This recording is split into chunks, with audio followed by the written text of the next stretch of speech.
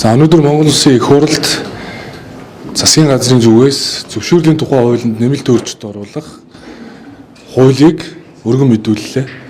Та бүхэн мэдж байгаа өнгөрсөн хугацаанд цахим мөрөөдөө тоглоом, бооцоо тоглоом, төлбөр тааврын талаар олон нийтийн хилцүүлгүүд бас нэлээдгүй өрнөсөн. Монгол Улсын нутаг дэвсгэрт тусгай зөвшөөрлгүйгээр үйл ажиллагаа эрхэлж байгаа OneXBet гэсэн энэ сайтаар дамжуулж 2024 онд 1.7 их найт төгрөг буюу 500 сая Америк доллар агентууд буюу зуучлагчаар дамжин гарсан байна.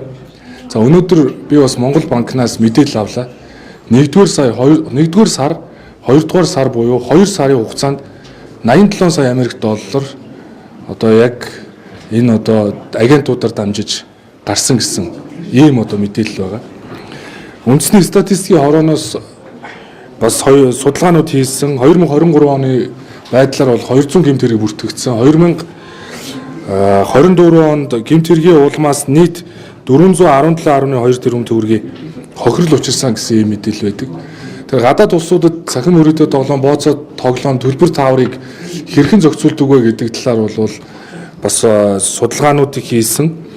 Энэ хүрээнд 2024 оны 9-р сарын байдлаар бол Аз намхантлан бүс нутгийн улс орнуудыг судалж үзэхэд нийт 46 улсаас 21 улс нь цахим мөрөөдөө тоглоом, төлбөр таавар, бооцоо тоглоомыг бүхэлд нь хууль бус гэж үздэг.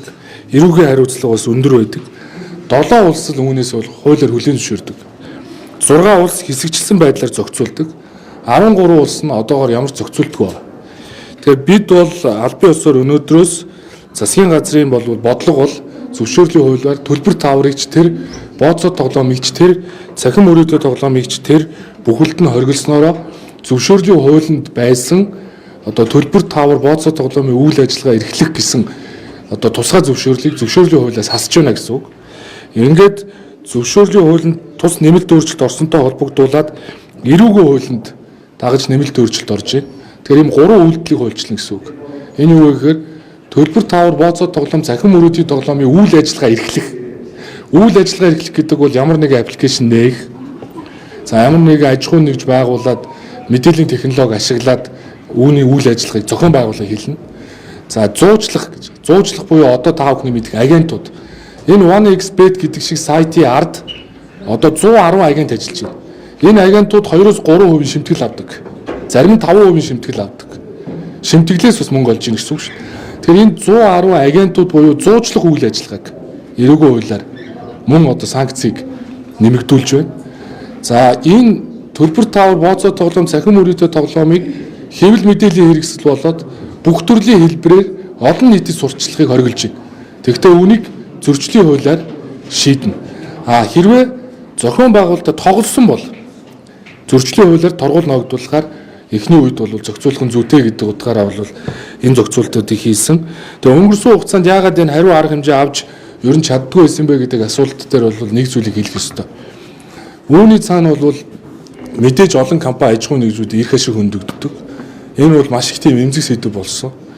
За мөн дээрэс нь одоо энэ санхүүгийн салбарынхаа ажлаа явуулах гэдэг бол энэ чинь өөрөө Монгол улс бол 90 оны казиногийн хуультай. Казиногийн хуулиар эрүүгийн хуулийг хэрвээ одоо казино буюу мөрөөдөө тоглоом зохион байгуулсан эсвэл мэдээллийн технологи ашиглаад зохион байгуулсан бол тэр казино хуулийг дагалдуулсан эрүүгийн хуулиар зохицуулдаг байсан.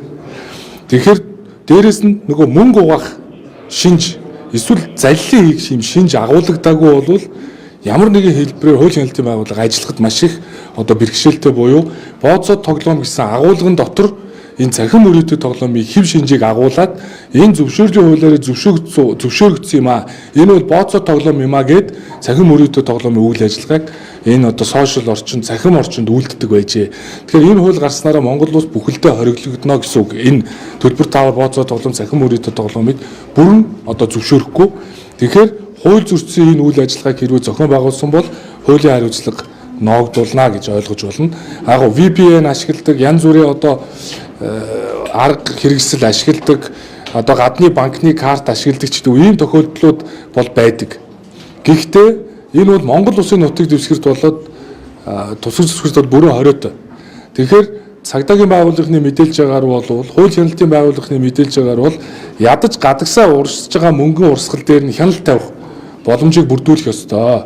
Тэгэхгүй бол одоо баг айл болгонд л нэг юм мөрөөдөө тоглоом тоглодог, гар утсаа тоншоо суудаг хүмүүс их олон болсон байна. Тийм учраас энэ бол ард түмнийхээ нийтлэг эрх ашигын төлөө, одоо аюулгүй байдлын төлөө бид бас хамтдаа энэ хуулийг бол батлуулж үүнтэй тэмцэх ёстой. Тэгээ хууль хяналтын байгууллага бол энэ үйл ажиллагааг хэрвээ хориглосон тохиолдолд бол нэг 65 орчим хувиар шууд багасна гэдгийг бол одоо бас илэрхийлж байгаа.